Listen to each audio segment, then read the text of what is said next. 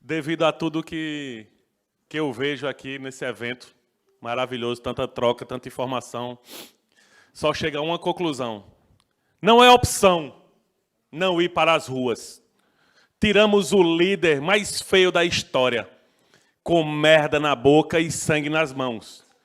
Também não queremos a falsa união, de projeto em conjunto com a burguesia, na fala alegam conciliação, assinam acordos no meio do dia, à noite retiram direitos previstos, escrito no texto da Constituição.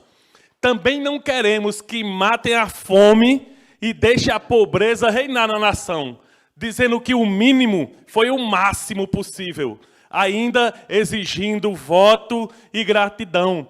Enquanto dormimos, pessoas são mortas, jogaram Miguel do céu para o chão, mataram João Pedros e Floyds ao vivo. Será que 80 rajadas não nos acordarão? Enquanto não temos mais tempo, irmãos estão com fome, vela nos seus corpos sem ter nem caixão. Se faz tanto tempo que nada melhora, por que é que tem gente esperando a eleição? De tanto esperar, o país piorou. A piora sem luta já nos comprovou que a hora da luta será sempre agora.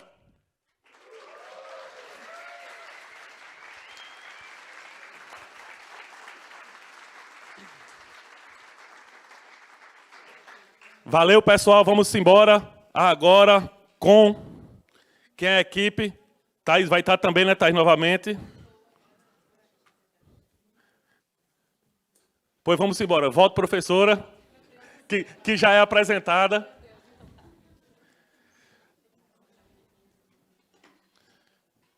Um minutinho só, pegar os dados aqui.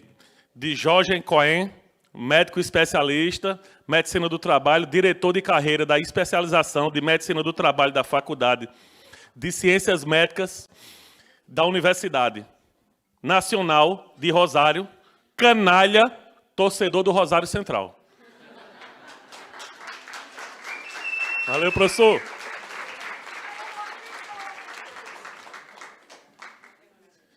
E Carol Rodrigues Costa, Carolina, nossa presidenta do Sinjusc, assistente social aqui no Tribunal de Justiça, mestre em Serviço Social pela UFSC, urubicense, mais cosmopolita na ilha, mais provinciana do mundo, e ela esqueceu de colocar escritora. Bienvenida al bar. Prazer, Jorge. Prazer. ¿De você? Un gusto, Carolina. Ah, qué prazer, qué prazer. Não. Você. Carolina, Thaís, vamos pedir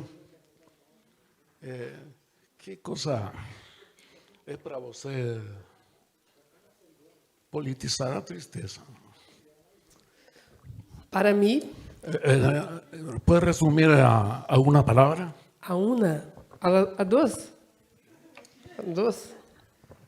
Para mí, politizar la tristeza es salir de la angustia y dos reclames.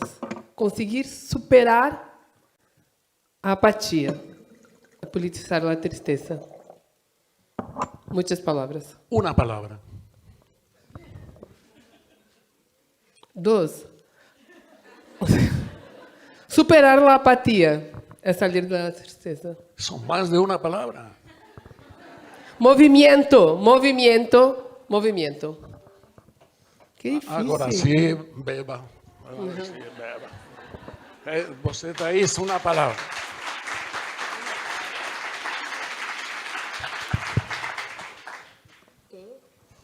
Uma palavra. Una. Só uma. Coletivo. Posso? Sua prêmio. Vai lá.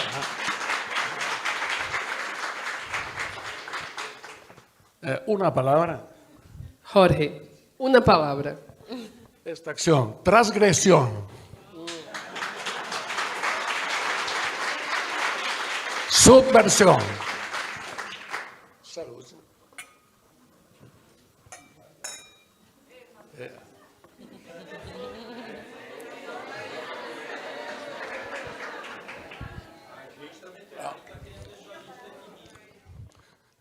Carolina, você pensa que vino es bueno para la tristeza ou não? Eu penso que os trabalhadores e a casa dos trabalhadores tem que ser farta. Então, para quem é triste, o vinho, mas para quem tem fome, a comida, para quem gosta da festa, o baile, para quem gosta da arte, a música.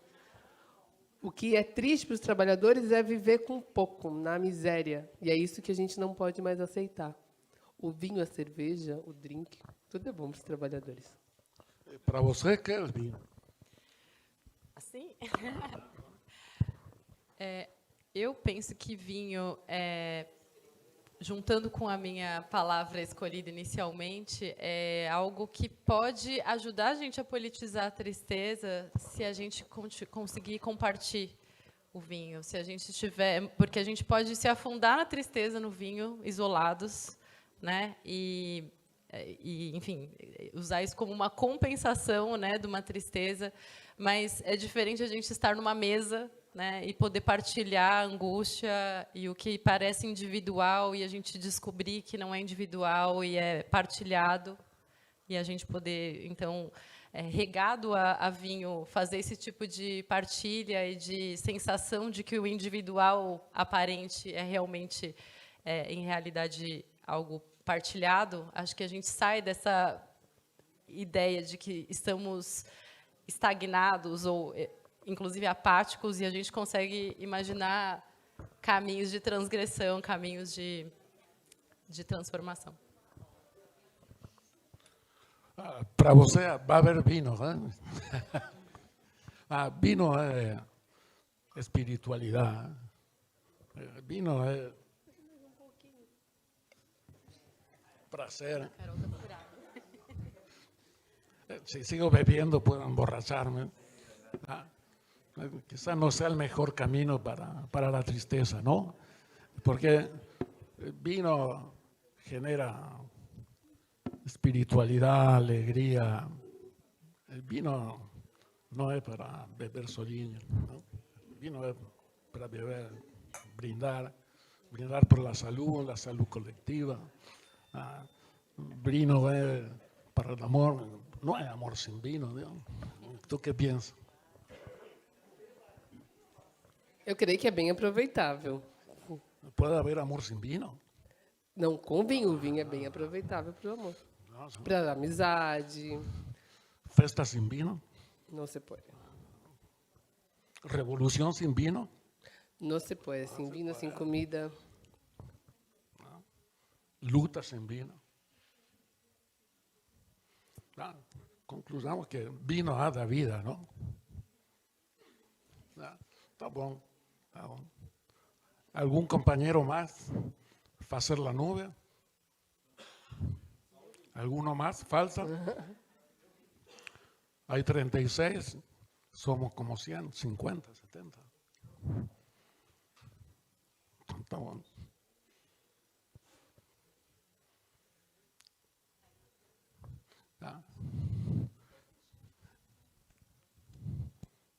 Bueno, a nube irá creciendo a medida que el vino que están bebiendo desinhiba, la nube crecerá, sin duda, sin duda. Fíjense que esta nube es una construcción colectiva, ¿no? Es una construcción colectiva que a luta está en el centro de todos nosotros como cuestión de politización de la tristeza. Me parece que es un hecho formidable. La inmensa mayoría de las palabras que forman la nube son palabras positivas. Colectivo, rebeldía, pertenencia, alegría en la calle, inspiración, rabia, porque la rabia es necesaria. Sin rabia no hay rebeldía, ¿no? Es una cuestión importante. Bueno, pero a vino no es suficiente, porque a la euforia del vino suele sucederle la depresión y la tristeza de la resaca, de lo que ha quedado para atrás. En hoy pensamos en el futuro, pensamos hoy sí, en el futuro. Es una lucha detrás de una utopía que queremos que se realice, una utopía que queremos que se materialice hoy, mañana, para nosotros y para todos. Creo que ese es el centro de la cuestión.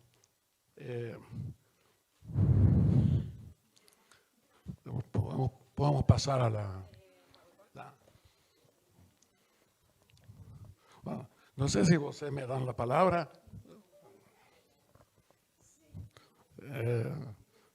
Si están de acuerdo. No. Ok. En primer lugar, gracias, obrigado por nuestro colectivo que vino de la provincia de Santa Fe, de la ciudad de Buenos Aires, de Argentina, a compartir y a seguir desarrollando el filo vermelho que nos une, inclusive sin habernos conocido antes. Ese filo vermelho que nos une, nos precede a nuestro conocimiento, y cuando nos conocimos en la ciudad de Rosario se hizo más potente, se hizo más largo y llegó de Buenos Aires y Rosario a Florianópolis, Santa Catarina, y no precisamente de turismo, sino para continuar la lucha. Entonces, ahora, como el vino es necesario, mas no es suficiente, vamos a pasar a una breve presentación. Alegría, tristeza son dos sentimientos vitales que nos hacen humanos. Algunas preguntas necesarias que creo debemos hacernos colectivamente. ¿Qué nos genera tristeza? ¿Qué nos genera alegría y felicidad? En parte, en la nube está. Depresión no es sinónimo de tristeza. O sea, depresión no es lo mismo que tristeza. La tristeza es un sentimiento natural que se presenta en varias circunstancias desfavorables de la vida. Después de un tiempo triste, la alegría se restaura. La depresión no desaparece cuando recibimos buenas noticias, que en un estado que se permanente no basta con recibir buenas noticias, de esa sensación no se nada. La depresión es la pérdida del deseo. La depresión es un estado patológico caracterizado por tres síntomas principales: tristeza, desánimo, no hay ganas de hacer nada, e indiferencia. Afortunadamente acá no hay absolutamente ningún indiferente. Es un buen comienzo. Es decir, la indiferencia afectiva. Nada nos importa, no tiene afecto. Todo lo contrario de lo que hoy circula y sentimos en esta sala. Depresión es porque hay una decepción. Siempre detrás de una depresión hay una decepción, un desencantamiento, una pérdida de algo encantado que dejó de serlo. Un paréntesis. En vermelho o amarillo está en portugués, y en blanco y en azul va a estar el texto en español, para que los compañeros puedan entender que de manera completa. Politizar la tristeza organizando el cuidado colectivo es la consigna. Ya lo hemos realizado. Ahí, y fíjense con qué resultado en los seminarios y en el encuentro de Rosario. Un hilo rojo invisible nos conecta a aquellos que están destinados y dispuestos a encontrarse sin importar tiempo, lugar o circunstancia. Sábado, 18 horas, afortunadamente bebiendo, ¿no? Si no estuviéramos bebiendo estaríamos trabajando y luchando. El hilo se puede estirar, se ha estirado, ha llegado a varios pabellones. Se puede contraer, se puede achicar algunas veces, pero nunca se rompe. Estar juntos, producir juntos, luchar juntos. Es un acto sanitario de primera magnitud. Ahí comienza nuestra cura. Ahí comienza el fin de la tristeza. Ahí comienza la defensa para no ser deprimidos. Quiero subrayar que es un acto de primera magnitud, sanitario, porque no es cualquier cosa estar juntos, no es cualquier cosa haber producido en los 8 talleres de manera junta, porque es encontrar caminos para seguir avanzando. Una definición de salud de un gran estadista, de un gran sanitarista argentino, Florial Ferrara, que dice: la salud se expresa correctamente cuando el hombre vive comprometido y luchando frente a los conflictos que la interacción de un mundo físico, mental y social le impone, y cuando en esa lucha logra resolver tales conflictos, aunque para ello deba respetar la situación física, mental y social en la que vive, o fundamentalmente modificarla de acuerdo a sus necesidades y aspiraciones. De tal forma, salud corresponde a un estado de optimismo, vitalidad, que surge de la acción de los hombres frente a los conflictos y su solución. Esa es una definición de salud. Y abro un paréntesis. Para los trabajadores del Poder Judicial de Argentina, Brasil, América Latina y el mundo, su objeto de trabajo es el conflicto. Nadie atraviesa el conflicto de manera indemne. Por lo tanto, si uno queda solo frente al conflicto, transita la vida próximo al polo de la enfermedad.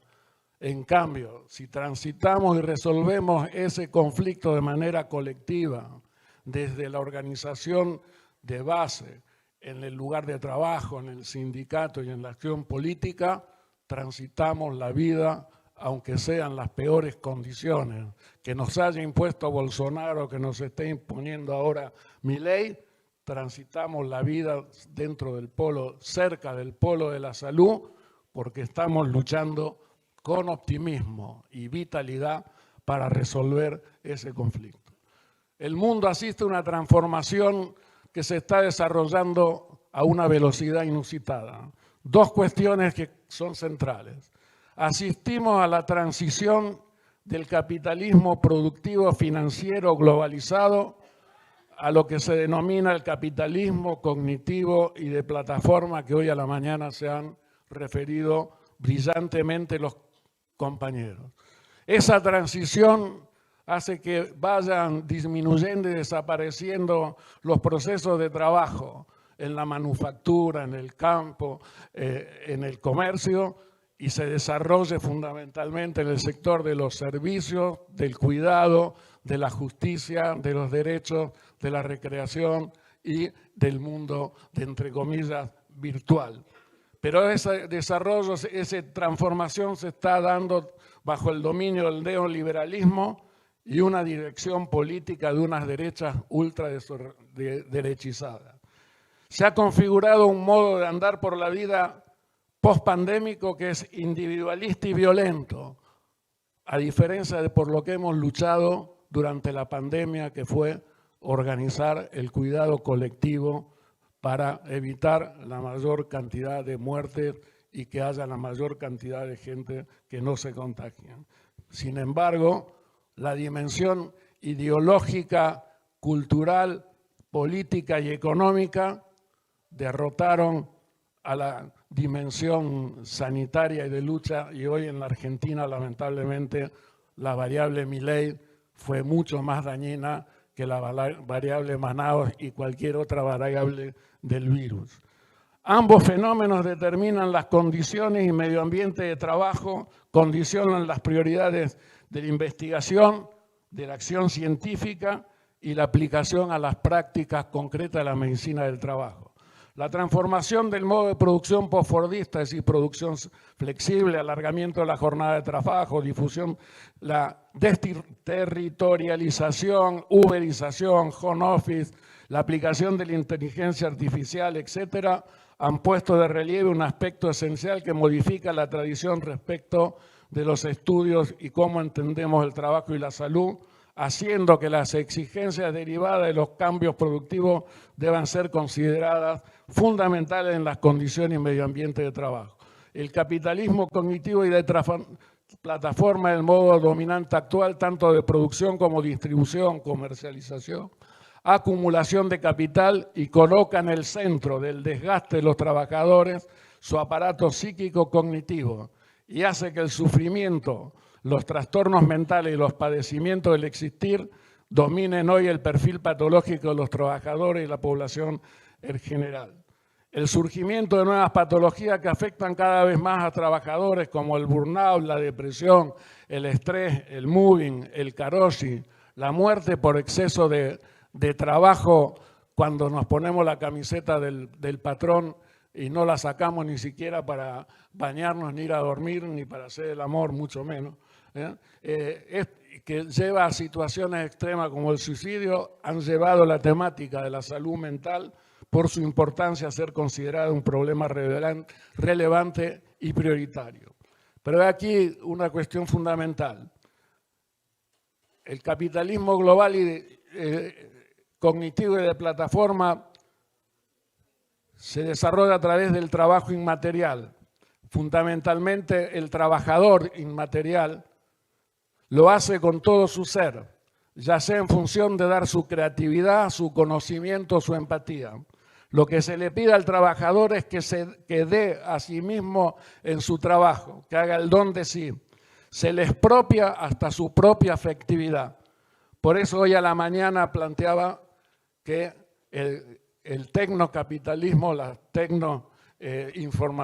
informatización, como instrumento de trabajo, como parte del instrumento de trabajo, y el tecnoestrés es un camino que se abre con esta nueva modalidad del capitalismo que hace del momento productivo, reproductivo de toda la vida del trabajador un espacio de ganancia, y en ese espacio se expropia hasta la propia afectividad. Al darse el trabajador se desgasta, entrega su ser, y entre las patologías o malestares asociados al trabajo aparece el padecimiento o sufrimiento subjetivo como lo más importante, ocupando el lugar que antes tenían los trastornos corporales derivados del desgaste mismo que el trabajo producía. Tristeza consiste en estar separados nosotros, en dejar separados y alejados de nuestras propias potencialidades como ser humano.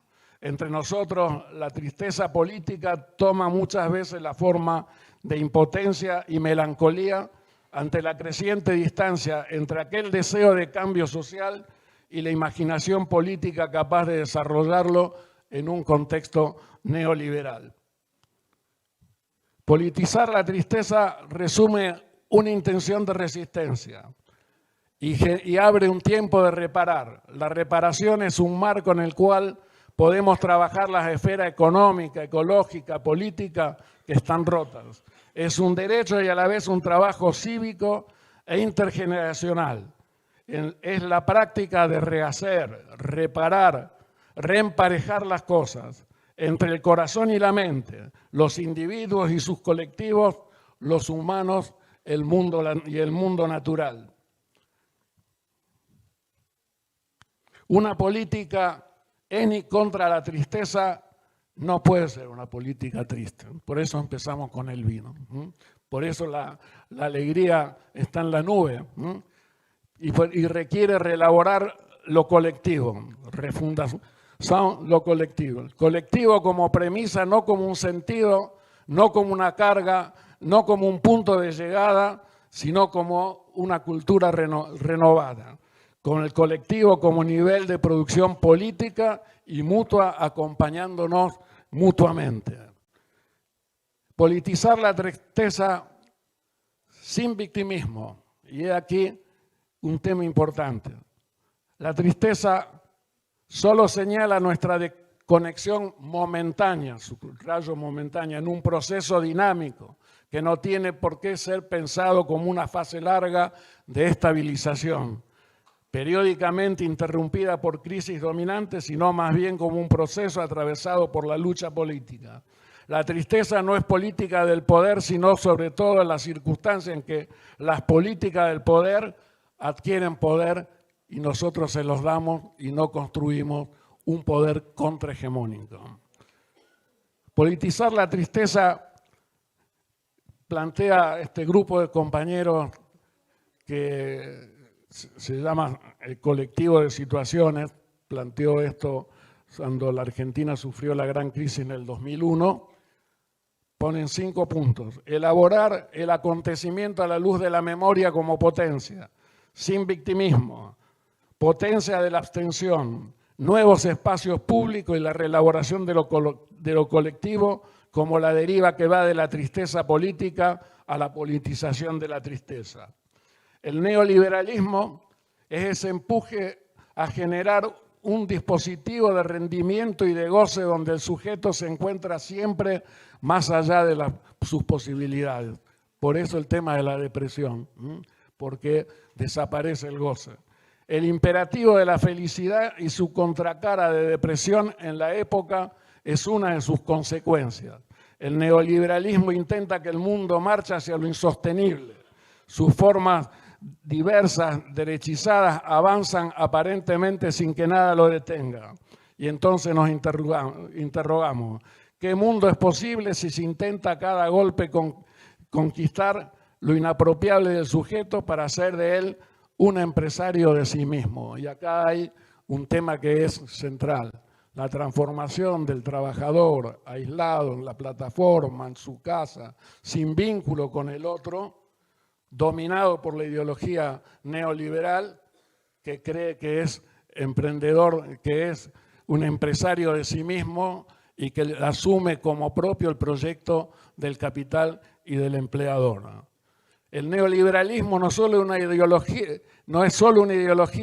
que defienda la retirada del Estado, su desmantelamiento a favor del mercado, un dejar hacer a la mano invisible del capitalismo financiero. Es una construcción que se apropia no solo del orden del Estado, sino es un permanente productor de reglas, instituciones jurídicas, normativas que dan forma a un nuevo tipo de racionalidad dominante y lo hacen a través de las plataformas, los medios de la comunicación, hegemonizando, monopolizando las redes, Internet, y ahí tienen ustedes una respuesta valiente y de ruptura. Lo que ha hecho el gobierno de Lula con el dueño de X, que lo ha sacado prácticamente a patadas acá del Brasil. Esa es la dialéctica. Ellos intentan dominarnos y nosotros resistimos y en algunos casos vamos para adelante. El neoliberalismo no es solo una máquina destructora de reglas. Si bien socava los lazos sociales, a su vez su racionalidad se propone organizar una nueva relación entre los gobernantes y los gobernados. Una gubermentalidad. Por eso el trabajador inmaterial lo que produce fundamentalmente es subjetividad. Entonces, están los que permanentemente y 24 horas producen una subjetividad en función del neoliberalismo y del capitalismo, de la explotación y del neoliberalismo, de la dominación, de la explotación del hombre por el hombre. Pero hay una cuestión que ya planteaba Marx en su tiempo. Hay una cuestión que él denominaba el general intellect, que es la inteligencia colectiva guardada en la memoria de los pueblos, y eso es totalmente inalienable, inexplotable, y es el lugar al cual nunca pueden llegar, y lo que nos permite en el medio de una sociedad capitalista neoliberal ser nosotros unos sujetos activos de la transformación social en unidad y en construcción de un poder popular. ¿Qué es lo que nos deprime del neoliberalismo? Se pregunta este gran pensador argentino Jorge Aleman. El sujeto neoliberal se homogeneiza, se unifica como sujeto emprendedor, entregando al máximo rendimiento y competencia como un empresario de sí mismo.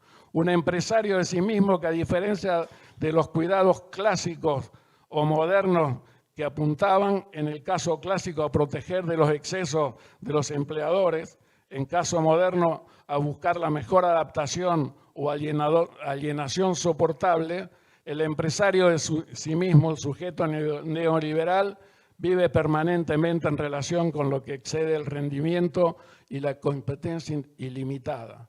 Por eso el ejercicio ayer de la lucha contra la fatiga, para no ir más allá de lo que nos está diciendo nuestro cuerpo y nuestra mente, que es el límite, para no tener que escuchar a un chofer de Uber que se siente el dueño del mundo y que cuando le pregunta a uno cuántas horas trabaja, te dice trabajo 12, 16 horas y con esto piensa que está resolviendo su vida y lo que está haciendo es ser un esclavo de sí mismo al servicio del sistema. Ahí tienen la cita de Jorge Aleman en portugués, por si no entendieron. Los movimientos contrahegemónicos en salud de los trabajadores son luchas, colisiones, rupturas en torno a la construcción de sentido. Por eso la lucha ideológica va junto de la lucha gremial y son inseparables si queremos construir un poder y un colectivo al servicio de los trabajadores. Quiero terminar. Nosotros dimos una lucha tenaz durante la pandemia, desde un colectivo que fue la Asamblea de los Trabajadores de la Salud Colectiva en la provincia de Santa Fe, desde el comienzo en adelante. Esa lucha, esa asamblea, en un momento se transformó, pasó a cuarto intermedio y para que no se diluya, sacamos un boletín que se llamaba precisamente Hilo Rojo. Y editamos un libro que se llamó El Hilo Rojo de la Pandemia, la voz de los trabajadores de la salud colectiva, y editamos los boletines con un prefacio que era la voz y las opiniones de quienes habían leído y divulgado los boletines, 5 números con la voz de los trabajadores y finalmente un postfacio con la voz de quienes habíamos sostenido esa tarea. Al momento de la presentación del libro, lamentablemente, la compañera que ustedes están viendo, Marité Colovini, en la mesa de presentación falleció de una muerte súbita. Por eso quiero cerrar esta intervención recordando el discurso que no pudo leer Marité en la presentación del libro Hilo Rojo, y es la voz de todos los trabajadores de la salud colectiva. Hacer un colectivo que aloje singularidades no es tarea fácil, pero es la única manera de lograr rescatar la fuerza del deseo, superar la depresión, y el norte de la causa de cada uno para alimentar un común con mayúscula, que no suture los vacíos que quedan entre uno y otro y que son los que impulsan el movimiento. Construir lo colectivo sin dejar de sostener la apuesta, separados juntos. Mantener nuestras prácticas implica no perder el singular en el universal, disfrazándolo de particular. Alejemos el odio, apretemos amores para que el porvenir nos encuentre trabajando por producir salud y un buen modo de vivir, enredados en muchos hilos rojos. Marité Colovini, 1 de diciembre 2023. Y hoy aquí, 2024, Marité presente.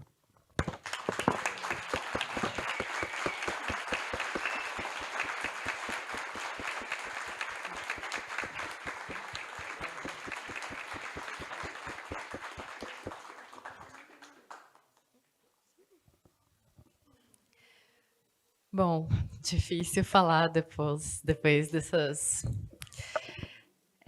esse conjunto de reflexões e partilhas, mas serei breve. Acho que a gente tem um acúmulo, né, ao final dessa jornada de encontro. Uma série de questões que vinha pensando ao ouvir Jorge, fiquei, né, remodelando mentalmente.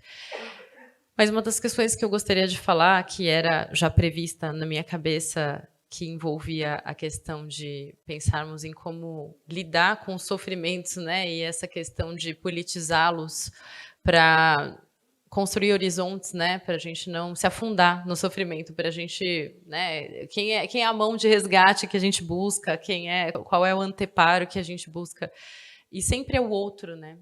Nós somos seres sociais, né? Eu, sendo socióloga, falarei isso, né, para sempre. Nós somos seres sociais, a gente precisa, a gente precisa do outro, não é uma escolha. E nesse sentido, duas coisas haviam me ocorrido antes. Uma dessas coisas tem a ver com eu, sendo uma pessoa que é pesquisadora, né, sobre trabalho, sobre gênero, a partilhar uma experiência que é um tanto pessoal, mas é um tanto profissional, né? E aí alguns alunos que, para quem eu leciono, devem estar aqui presentes, espero.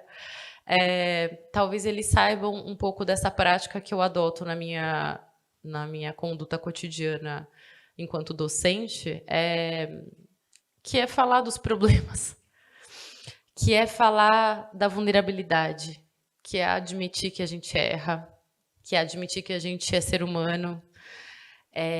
E isso não é só porque faça parte da minha personalidade, ter esse tipo de conduta, e aí eu, né, às vezes falo, não com todo mundo, que isso é uma informação política que fez parte da minha formação acadêmica e política, que é inspirada em Pascal Molinier, né, da psicodinâmica do trabalho, que tem a ver com a gente falar sobre a nossa partilha da vulnerabilidade. A gente se reconhecer enquanto ser vulnerável e que a gente não precisa ser forte o tempo todo, que a gente não precisa buscar e atender, inclusive, essa demanda, que é neoliberal, mas que também é patriarcal, né, que reforça o capitalismo, evidentemente, que é uma hiperdemanda de que a gente sempre tem que estar atendendo alguma coisa, ou seja, que a gente sempre está em falta, que a gente tem que estar buscando dar conta de algo que a gente não está dando conta. E essa ideia de que a gente pode admitir vulnerabilidade, quando eu tive contato com ela na minha vida, por estudos, e, né, assim, não faz tanto tempo assim, né, eu vivi muito tempo sem ela,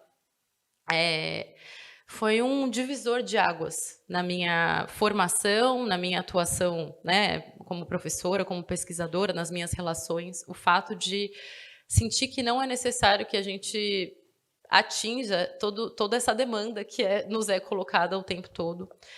E porque isso faz sofrer, né? A gente sentir constante insuficiência é um processo de produção de adoecimento, produção de tristeza, e que a gente, por exemplo, nesses processos que fazem com que a gente fique imerso em relações muito mais mediadas por tecnologias, né, por relações com as quais a gente, né, estabelece contato com o outro por meio de tecnologias e por meio de informações que estão nos colocando demandas de comportamento, né, de conduta, ao invés do olho vivo, né, e do contato, produção de vínculos, né, o ao vivo.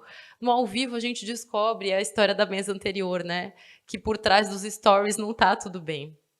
Essa ideia de que o restante está bem e só a gente está com problemas, o restante está dando conta e só a gente não está dando conta, para mim é muito importante, né, assim, partilhar sobre isso, porque a gente vive uma sociedade que cada vez exige mais e oferece menos, né? Então, assim, ofereça tudo que você tem para dar, entregue a sua alma, para ver se você tem um pouco de possibilidade de recompensa, que seja assim, esse mínimo. Compita com os outros, né? E entregue tudo que você tiver de corpo, alma e coração, para ver se você tem um mínimo de recompensa. E aí a gente disso faz parte essa perspectiva que às vezes, né, a gente no contemporâneo denomina de sujeito neoliberal, sujeito que assume uma conduta do empreendedorismo, né, de você ser empresário de si mesmo, de você ter que se construir vendável como uma empresa, né, você tem que ter um portfólio do seu pessoal, você tem que produzir o conteúdo do seu pessoal e etc. Tem horas que eu fico pensando que a gente tem, como a gente já discutiu em outros momentos sobre a necessidade de direito a descanso, direito à desconexão, a gente tem que ter o direito à intimidade, a gente tem que ter o direito à privacidade, a gente tem que ter o direito a não querer expor a nossa intimidade, preservar. A história do autocuidado, para mim, na atualidade, faz muito sentido pensar em autocuidado nos momentos em que a gente quer estar no coletivo se fortalecendo, nos momentos que a gente quer preservar o que a gente quer que seja nosso e íntimo. A gente é convocado a mercantilizar tudo. Isso movimento não foi o movimento socialista, à esquerda, né, num sentido amplo, que me ensinou, foi um movimento feminista, que o pessoal é político, mas que a gente possa escolher o que a gente quer politizar do nosso pessoal, que a gente não é obrigado a mercantilizar tudo que faz parte da nossa vida privada. Porque eu acho que isso tem a ver com a gente, né, parecer que tem que demonstrar o tempo todo que está dando conta e sendo efetivo, e sendo eficaz, e sendo completo, e etc. Então, na experiência que tem a ver com a formação que eu tenho, a prática que eu acumulei na minha vida e as andanças, né, que a gente aprende, né, nas andanças e nas trocas, eu tenho pensado que politizar né, o cotidiano, né, e a gente enfrentar essa tristeza, envolve a gente não reproduzir comportamentos que são enlatados, esperados de nós. A gente não precisa estar online o tempo todo, a gente não precisa dar satisfação sobre o que a gente está fazendo, sobre a nossa vida privada o tempo todo. A gente, né, assim, não precisa sentir culpa porque está descansando.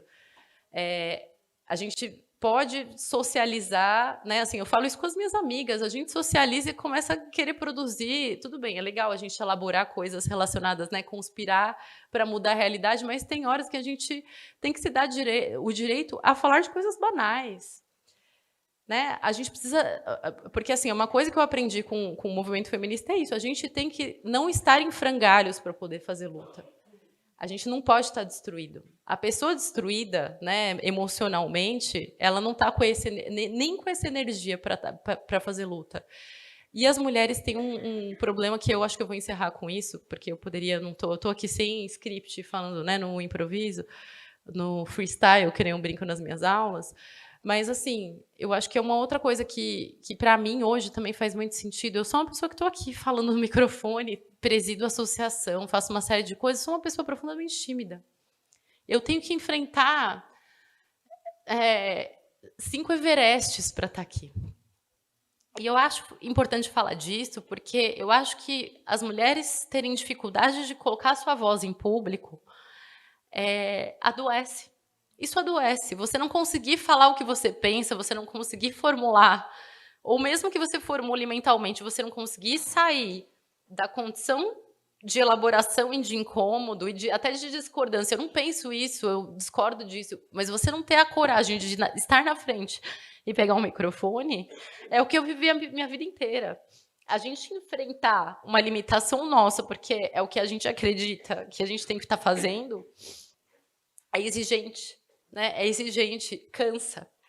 Então, a gente precisa, óbvio, né? Assim, eu lembro sempre da minha orientadora do doutorado, que sabia que eu era uma militante fazendo doutorado e que a gente tinha que contrabalançar os nossos tempos de vida, de família, de trabalho intelectual, de militância. E ela falava, tá bom, eu sei que você é essa pessoa, mas dedique um pouco para cada espaço.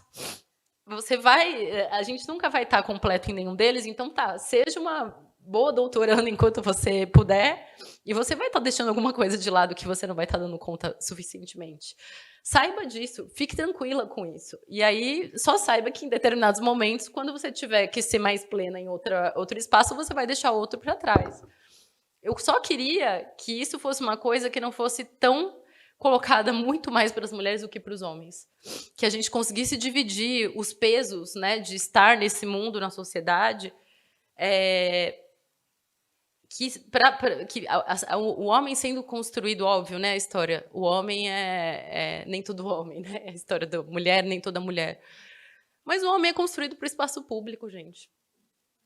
Quem acha que não é assim, pode ser assim, uma exceção da regra, mas que só comprova a regra. O homem é construído para o espaço público. Não precisa. Mas pode ser vinho, eu aceito. Então, esse é o vinho que faz sentido. Mas é isso, eu acho que a gente superar as nossas barreiras individuais para fazer o que a gente acredita, a gente precisa reconhecer que essas barreiras individuais não são todas as mesmas. Para uma pessoa estar na frente fazendo uma fala no microfone, né, a gente não enfrentou as mesmas coisas para falar aqui com, sei lá, não sei qual é o nível de articulação que eu sou reconhecida falando, mas, assim, na minha cabeça é 5 Everestes, né, e que já foi 20 para subir, para estar numa mesa falando. Mas eu estou lá desde o movimento estudantil, tremendo, suando a camisa, mas tendo, assim, a história do que me incomoda, por isso que eu acho que eu falei que eu estava encerrando, né? Chegou um vinho, ferrou, né? Mas, enfim. Mas a história do quê? Eu já falei isso para a Carol e para o Neto em algum dos debates de debate. Eu falei assim, gente, era época de eleição e tava aquela história de amor, não sei o quê, vamos fazer as coisas como ele falou assim, gente, tem hora que a gente precisa legitimar o ódio. A gente tem que legitimar a raiva, e não é a raiva assim, né? Vou sair socando todo mundo, né, gente? Pelo amor de Deus, não me entendam mal. Dá uma vontade, né, assim, mas eu sou mais para autodefesa nesse sentido, né? Mas é a história de que, assim, a gente tem que ter inconformidade, a gente tem que legitimar a nossa inconformidade, então certos sentimentos não são, porque aí, assim, para mim a história de sair da apatia, às vezes, tem a ver com a gente reconhecer que tem certas coisas que estão nos machucando, mas porque a gente né, a gente às vezes está medicalizado, né, então a gente não está tendo a potência toda de odiar tudo que a gente precisava, porque a gente está ali um pouco dopado, mas que uma parte tem que não dopar, porque a gente tem que conseguir externalizar e organizar essa inconformidade. Então não é um ódio alheio e aleatório para qualquer lugar, é uma raiva do que a gente não pode mais admitir que continue acontecendo. Então, assim, tem um monte de coisa na minha vida, atualmente, nesses últimos períodos, que eu acho que eu só consigo encontrar energia, não é pelo afeto, e eu falo isso em aula, né, que meu aluno fala assim, tem hora que a gente não vai fazer as coisas, encontrar energia para se mover na alegria. A alegria seria ótimo que só fosse ela, na alegria ou na identificação ou na motivação. Tem hora que a gente está exausto, a gente está destruído, e o que a gente vai encontrar, né, e cada um vai encontrar a sua energia de uma forma, é óbvio. Mas tem horas que determinadas condições que nos produzem, nos deixam de uma tal forma que a gente só consegue sentir esse ódio e essa inconformidade, essa raiva de alguma coisa que está errada. Mas a gente, né, para mim, o politizar a tristeza tem, né, e aí eu fecho com isso para tomar o meu vinho, então, para falar exatamente isso, de que, no meu entendimento, que é pessoal e político, que é intelectual e material, né, não faço essas separações, a gente precisa, né, organizar essa tristeza, porque ela não é só tristeza, né, ela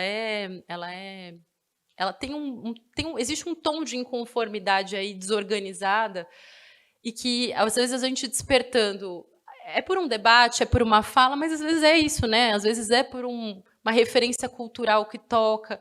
A gente, né, se ressensibilizar e se reumanizar, se é que dá para falar dessa forma, se eu não estiver inventando palavras, para a gente conseguir se conectar com o que é o outro, com o que é a gente, né, com o que a gente tem, né, de conexão com o outro, e conseguir direcionar essa tal dessa inconformidade, que parece que é um negócio difuso, que tem a ver com a nossa política do país, né? Está cheio de gente inconformada, as pessoas não estão apáticas, as pessoas estão inconformadas, elas só estão inconformadas de um jeito que é meio aleatório, elas não sabem o que direcionar para onde, né, colocar suas energias do que está errado. Então, eu acho que o trabalho de politização, de aprofundar debates, da gente, né, tentar construir um debate que, nesse seminário, inclusive, mas claro, né, com todas as iniciativas que todo mundo aqui faz, que a gente procura aprofundar debates, a gente procura conhecer melhor os temas, né, e os desafios para a gente poder depois enfrentar, tem a ver com isso, tem a ver com a gente tentar domar, né, esse bicho, né, pelo chifre, né, esse bicho que é o inimigo, né, multifacetado, e só a gente fazendo, né, essa identificação, a gente consegue organizar esse ódio, inconformidade, raiva e etc., porque nem sempre é pela alegria, nem sempre é pelo amor. Eu tenho sido, né, essa pessoa que ultimamente tem sido muito mais movida por esses outros, mas que tudo são afetos, se a gente for ver, né? São afetos. E aí a gente se afetar, para mim, que é se afetar e direcionar esses afetos, que é o que a gente, né,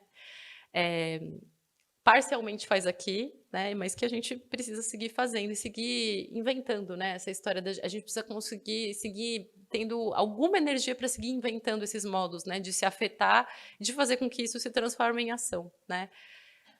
Por último, a história de que isso não precisa ser sempre grandioso.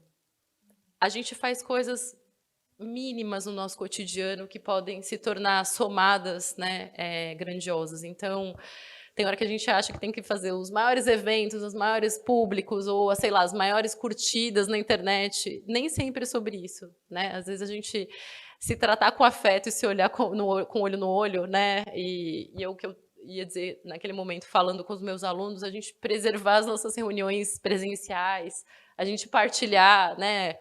Não necessariamente o vinho, né? Já fiz quentão nas minhas reuniões, mas enfim, né? Só no encerramento, mas partilhar a comida, partilhar a bebida, a gente se olhar, a gente recompor afetos. Desde a pandemia, para mim, a gente não voltou a nenhum normal e nunca mais vai voltar. Mas a gente precisa semear para que a gente consiga trilhar um pouco de um caminho de recomposição desses afetos, porque eu acho que a gente ficou mais por um fio desde a pandemia, né? Não acho que a gente tenha voltado para atividades presenciais e esteja tudo normal, né? E não vamos normalizar essa situação para a qual a gente foi julgado, né, involuntariamente, e dizer que porque acabou períodos de restrição a gente está tudo bem. Não está tudo bem, mas a gente pode construir isso.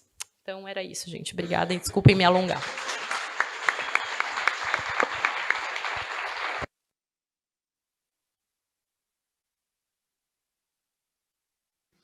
Pediram que eu falasse em pé. Eu já bebi um pouquinho, mas eu sou obediente, eu vou falar em pé.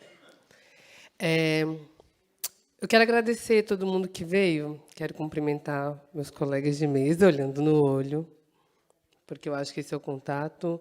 Quem veio de longe, eu quero dar um abraço muito amoroso na nossa base. Dizer que é por eles que a gente faz isso, porque o encontro com a base, sem tudo isso, a gente faria. Tudo isso sem a base a gente não faria. E quero também dar um abraço amoroso em todos os sindicalistas que estão aqui. O Giuseppe é de Recife e ele tem um amigo cantor que ele fala que a gente tem que tentar entender o que a sociedade precisa. E aí ele dizia que o movimento urbanista de Pernambuco, naquela época, precisava de mais coisas que falassem das cidades. E hoje eles falam de amor, porque talvez hoje a gente precise de mais amor. O Eloni está aqui. Ele já foi. Ele falou ontem sobre a amizade dele com a Margarida e com a Suzana. Eu achei lindo. A Sônia ficou todo o tempo do lado do Ronaldo. Todo o tempo. A Jordana, quando falou do Giuseppe e do Alcides, falou com orgulho dos companheiros dela. A gente viu a Fátima, o Francisco e o Jorge se encontrarem felizes. Tem também a Miriam, a Marisa e a Elisa, que estão junto nessa caminhada. Então, sim, os companheiros de Buenos Aires vieram aqui, e quando o Neto voltou de Rosário, ele disse que era uma pena não ter ido, porque eu ia gostar muito das pessoas e as pessoas iam gostar muito de mim. Isso é o sentido do amigo que conhece a amiga. E, sim, a gente se gostou muito. Também eu estou aqui querendo matar o Neto, porque fez a gente trabalhar muito esses dias, mas orgulhosa do meu amigo, porque eu acho linda a esperança que ele tem no futuro. Então, esse é um encontro sobre consciência de classe, unidade, mas principalmente sobre amizade. Porque a ética de vida que a gente quer construir, do companheirismo e da camaradagem, passa por aí. Pela solidariedade, por caminhar junto, porque me parece que essa é a única saída. Então, primeiro, eu queria falar da história. A Sônia, a Maria Maeno, o Ronaldo falaram da história do SUS. E aí a gente pensa na nossa história de trabalhadores. Me preocupa um pouco que a gente fique numa competição de quem sofre mais. Porque a história dos trabalhadores sempre foi muito difícil. Quando que não foi, gente? Quando que foi fácil para nós? Nunca foi. Nunca foi simples. Sempre faltou. Então, entender a corda que nos puxa e o caminho de transição que a gente faz. A outra coisa é pensar a história de agora. Porque quando a gente fala em respeitar a história, em respeitar quem veio antes, em perceber como camarada, a gente não está falando num senso de autoridade. Não tem a ver com isso. Tem a ver com partilha. E a Thaís falou essa palavra quando ela falou no início de compartilhar. Então, a gente partilha para olhar como é o mundo hoje, para poder dar as respostas que o mundo precisa, para refletir. E esse mundo é tão doido, que é isso que a Thaís está falando, que a gente se sente tão perdido, que o nosso impulso é buscar a resposta que estava lá atrás para poder explicar. Porque vocês vejam, no mundo de hoje, eles conseguem colocar o Will Smith falando português na Bahia. Como que não vai confundir? Como que não vai confundir as pessoas? Então, hoje, mais do que nunca, a gente precisa de reflexão, de paciência para olhar. No mundo que acelera a gente precisa de paciência para olhar e pensar se as coisas têm sentido. E procurar quem possa dar as respostas para a gente. Porque está difícil até não acreditar no que é dito, se eles pegam a inteligência artificial e colocam uma pessoa para falar. Então, aonde está a confiança? Aonde está quem pode compartilhar com a gente novos caminhos para a realidade? Está aqui, gente. Entre os companheiros. Está aqui. Aqui está não o fim da dúvida, mas algumas respostas para a gente fazendo caminho. Então, para a primeira coisa que eu quero dizer, que é essa continuidade de construção política, continuidade de amizade, porque o Neto estava certo, hoje eu olho para o Jorge e penso, sim, é meu amigo. E eu olho para o Francisco que já quero chamar ele de Chico, né? Porque se ele está aqui, é o Chico. Então, eu olho para a Fátima, eu quero caminhar com ela. Então, a primeira resposta é que o Francisco pergunta se a gente vai fazer uma conferência grandiosa de saúde dos trabalhadores, eu já te digo, vamos. Não conversei com meus companheiros, vai dar problema no sindicato na segunda-feira. Mas vamos fazer. Não sei se o ano que vem, talvez no outro. Vamos fazer. Vamos fazer. A gente tem que... para depressão, para tristeza, a gente faz com energia e vai indo. Então, assim, dizer que tem como projeto para Fazendo Escola, fazer essa conferência, criar as redes, andar com a Lames, andar com a Brasco, andar com a Beth, fortalecer os espaços. E aí todo mundo que está aqui já fica convidado para participar e para construir junto. Vocês combinam isso comigo? Que esse é o primeiro encontro e que a gente vai tornar isso um hábito para falar de saúde. A outra coisa que eu quero falar, que conversa com o que a Carla falou, porque é muito bom a gente terminar um negócio que a gente já pode pegar todas as referências, é que a gente tem que fazer um olhar para o trabalhador que não seja do trabalhador genérico. Não existe trabalhador genérico. O trabalhador genérico é um homem que alguém desenhou num livro e disse que era isso, e que não funciona. O trabalhador genérico pode ser uma mulher, pode ser um homem, é uma pessoa preta, com suas condições na sociedade, é uma pessoa que pode ter uma deficiência, é uma pessoa que já viveu muito ou viveu pouco. Não existe trabalhador genérico. Então, a outra coisa que a gente vai combinar aqui é que a gente vai largar esse papo de identitarismo. Que quando as pessoas acharem que a gente está falando só de uma coisa, porque às vezes é difícil falar de trabalho no cotidiano, às vezes é muito difícil falar da realidade, nós vamos pegar o coleguinha e dizer, não, você tem que fazer esse link. Você tem que olhar por esse lado. Vamos construir dessa forma. Porque o caminho é de partilha e é de companheirismo. E saber, a gente constrói junto. Então, a gente vai combinar que aqui nós vamos largar essa história e nós vamos construir uma teoria dos trabalhadores que seja a partir da vida e que não seja baseada em nenhum sujeito genérico. É na vida no chão, na necessidade das mães, de quem pega ônibus, de quem vem fazendo a história. Nós vamos combinar isso, né? A outra coisa que eu quero falar, e aí fala com o que Francisco falou, com o que Jorge falou, é no princípio da coletividade. Vejam bem, gente, numa sociedade em que a gente é ensinado a olhar só para o individual, a gente acredita que a coletividade é a soma das individualidades. Coletividade não é isso. Não é isso. Não é contar os votos e aí dizer, 10 decidiram que é isso e vai ser isso. Não. É construir uma ética em que a vida seja melhor para todos, mesmo que alguns tenham que abrir mão de algumas coisas, de alguns privilégios. A ética da coletividade é a ética da transformação social. E vejam bem, aqui a gente tem uma classe média que tem alguma condição de vida. Talvez a gente tenha que abrir mão de coisa, para que ninguém seja explorado ao extremo, que tenha que passar fome ou não ter lugar para dormir. Mas eu ainda acho que são os super ricos que têm que abrir mão demais, é ali que está concentrado. O que eu quero dizer é que a vida não é feita para satisfazer todas as nossas necessidades imediatas. E porque a sociedade é construída dessa forma, a gente tem levado a crer que é isso sim. Mas não é. A partilha é transformação social. E para ser transformação social, a gente tem que se liberar de algumas coisas. A gente tem que olhar a necessidade do outro, tem que conseguir enxergar a necessidade do outro. E não achar que a gente vai dar conta sozinho das nossas coisas. Isso o Francisco falou, isso o Jorge falou, isso o Neto falou sobre a transformação. Se vocês forem perguntar para mim o que eu poderia acrescentar nesse evento, eu ia dizer que é a ética da felicidade.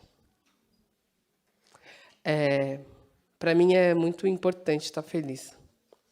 Porque o sindicato é uma coisa tão importante na minha vida que eu não consigo imaginar que eu vou sentir tristeza ou rancor por ter aplicado minha energia nele. Então, eu cuido muito da minha trajetória. Eu penso em voltar, eu sou assistente social, eu penso em voltar para a comarca, mas eu não penso jamais em ter a vida que eu tinha antes, porque ela era vazia. Porque militar, ser sindicalista, dá muito trabalho, e às vezes a gente quer matar o companheiro, mas enche a gente de amor, de esperança, de futuro.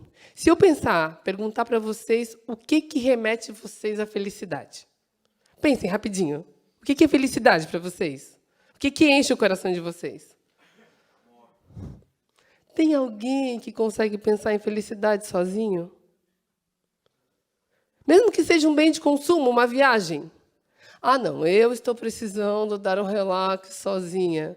Vai ter graça se eu não ter para quem contar quando eu voltar? Vai ter graça? Funciona? Fora que se a gente empenha toda a nossa energia, toda a nossa alegria de vida no consumo, a gente está desistindo da gente mesmo. Porque vejam o que aconteceu com os companheiros do Rio Grande do Sul na enchente. Se só o que me importa, e é muito importante para o trabalhador a casa, os bens, mas se só o que me liga é isso, quando eu perco tudo. E se eu fico doente e não posso mais trabalhar? Eu perco tudo. E se meu chefe me assedia? Eu perco tudo. Se eu jogar a minha alegria, a minha felicidade nesse lugar, eu me coloco numa posição muito vulnerável. Com os outros, não. Com os outros, se tem alguém para segurar minha mão, para me amparar, para chamar minha atenção, para dizer, amiga, você está louca. Sabe, para me organizar na vida, eu tenho chance. E eu não estou falando isso para dar um pito. Eu estou falando isso porque eu acho que a Thaís fez uma coisa lindíssima aqui, que é falar da fragilidade. E a gente é tão frágil. Vocês vejam este corpinho esmilinguido. Qualquer coisa, um acidente, eu posso ficar paraplégica, eu posso ficar numa cama, eu posso morrer. Pode me acontecer qualquer coisa se eu estou sozinha. Fora isso, fora a fragilidade do corpo, da vida mesmo, tem a fragilidade das escolhas que a gente faz. Sabe quem que não erra? Quem está em casa, na cadeira, dando regra no WhatsApp. Não erra. Porque não vive. Não vai ter contradição. Pode pegar um monte de livro, falar um monte de frase bonita, cagar a regra, já que o Davidson inaugurou que pode falar palavrão, cagar a regra e eu não vou errar nunca. Porque fazer a vida é muito mais contraditório. Fazer a vida no dia a dia é errar, pedir desculpa, pensar, meu Deus, e às vezes nem conseguir dar conta da tarefa que está no livro. Porque a vida é mais difícil. Então, aceitar a fragilidade de caminhar e aceitar a fragilidade do corpo é fundamental para que a gente possa recuperar a felicidade. E aí entender que se a gente não tem o carro, se a gente não sabe se tem a saúde, se a gente não sabe se vai ser respeitado no trabalho, o que a gente tem é esse corpinho esmilinguido para ser feliz, para se emocionar com a arte, como fez o Giuseppe aqui com a gente, para nadar, para correr, para transar, para comer, para beber um vinho, para ir para a festa que nem a gente vai. É só o que sobra. E o que sobra é muito. Eu saio desse momento aqui orgulhosa, feliz, porque são 5 anos de trabalho que valem a pena. A gente falou em trabalho estranhado mata a gente. Agora, você fazer um trabalho que você olha o resultado, que você vê que deu certo, que era isso, eu não consigo pensar em uma felicidade maior.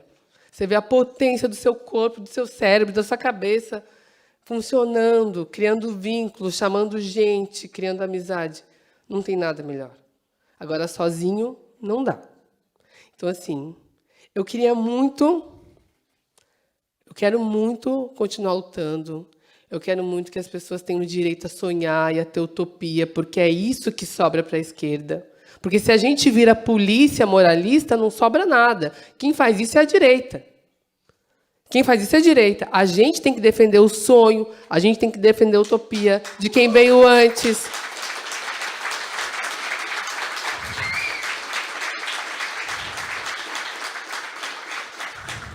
Também o nosso sonho, porque a gente tem direito a sonhar.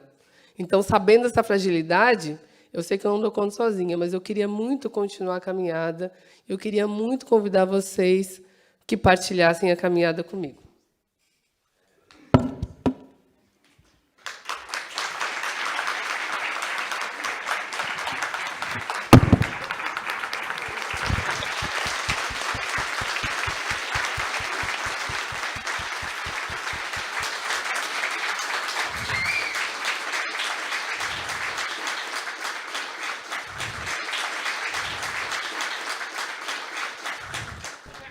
É isso, gente. Sejamos felizes, porque o capitalismo nos quer tristes.